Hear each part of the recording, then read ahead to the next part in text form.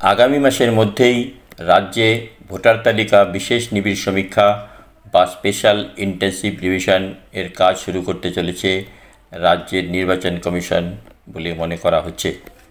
পশ্চিমবঙ্গে শেষবার 1 জানুয়ারি 2002 সালের ভোটার তালিকায় স্পেশাল ইন্টেন্সিভ রিভিশনের কাজ হয়েছিল।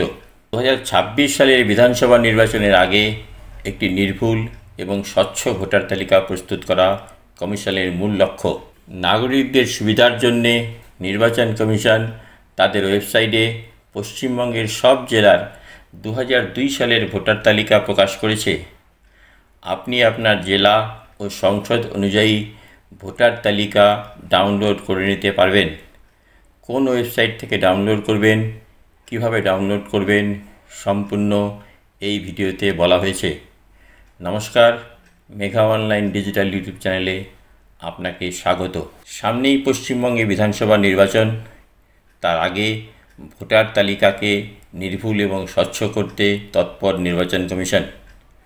সম্প্রতি ভোটার তালিকার বিশেষ নিবিড় সংশোধন প্রক্রিয়া নিয়ে একগুচ্ছ নতুন নিয়মাবলী জারি করেছে নির্বাচন কমিশন।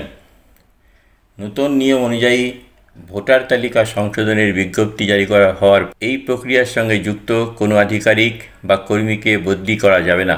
আধিকারিকরা যাতে নিজেদের দায়িত্বে স্থির থেকে কাজ করতে পারেন, সেই পরিবেশ তৈরি করতেই এই পদক্ষেপ।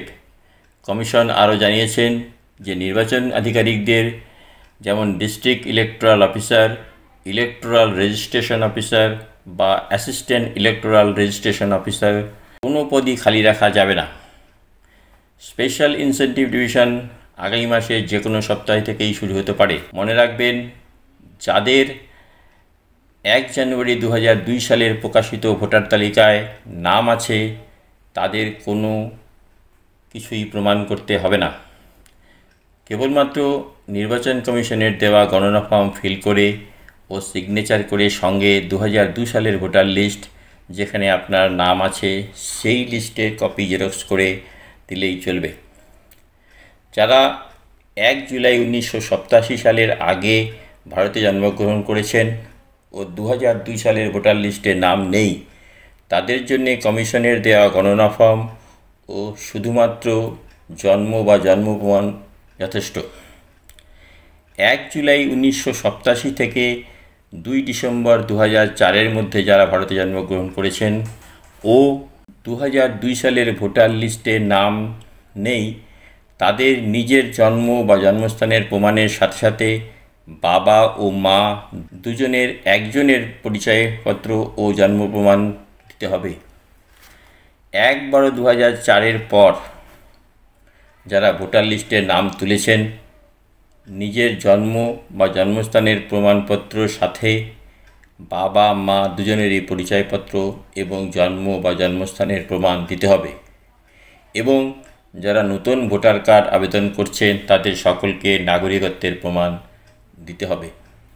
নির্বাচন কমিশনের 11টি ডকুমেন্ট যেগুলোকে বৈধ বলা হয়েছে সেগুলি হলো পৌরসভা বা পঞ্চায়েতের ইস্যু করা birth certificate, ministry of external অ্যাফেয়ার্সের পাসপোর্ট, যে কোনো রিকগনাইজ বোর্ড বা ইউনিভার্সিটি থেকে পাশ করা ম্যাট্রিকুলেশন বা হায়ার সেকেন্ডারি সার্টিফিকেট, সেন্ট্রাল বা স্টেট গভর্নমেন্টের ইস্যু করা আইডেন্টিটি কার্ড বা পেনশন পেমেন্ট অর্ডার, জেলা শাসক বা সমতুল্য পদাধিকারী ইস্যু করা পার্মানেন্ট রেসিডেন্সিয়াল বা domicile certificate, forest right certificate under the forest act, এছাড়া caste certificate, NRC document, family register, land বা হাউস অ্যালটমেন্ট সার্টিফিকেট বা অন্যান্য গভর্নমেন্ট আইডেন্টিটি ডকুমেন্ট যেমন ব্যাংকের পাসবই, পোস্ট অফিসের পাসবুক বা এলআইসির ডকুমেন্ট ইত্যাদি। এগুলো 1/7/1987 ইস্যু করা হতে হবে। এগুলোর মধ্যে যে কোনো দুটি যা আপনার জন্ম এবং বাসস্থানকে প্রমাণ করে সেটা থাকলেই চলবে। নির্বাচন কমিশনের ওয়েবসাইট থেকে কিভাবে আপনি ডাউনলোড করবেন 2002 সালের ভোটার লিস্ট সেটা দেখে নেওয়া যাক। প্রথমে ডেসক্রিপশন বক্সে দেওয়া বা আমাদের পেজে দেওয়া লিঙ্কে ক্লিক করে নির্বাচন কমিশনের ওয়েবসাইটে প্রবেশ করুন। নিজের জেলা সিলেক্ট করুন, এরপর নিজের বিধানসভা সিলেক্ট করে কোন বুথ বা কোন স্কুলে আপনি ভোট দিতেন সেটা সিলেক্ট করুন। ডান দিকে ফাইনাল রোল ক্লিক করে পিডিএফ ফর্মটি ডাউনলোড করে নিন এবং যেই পৃষ্ঠায় আপনার ও আপনার পরিবারের নাম আছে সেটা প্রিন্ট করে যত্ন করে রাখুন।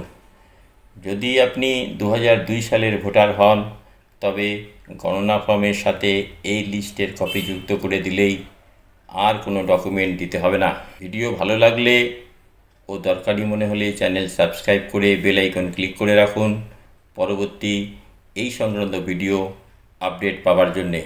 ভালো থাকবেন, ধন্যবাদ।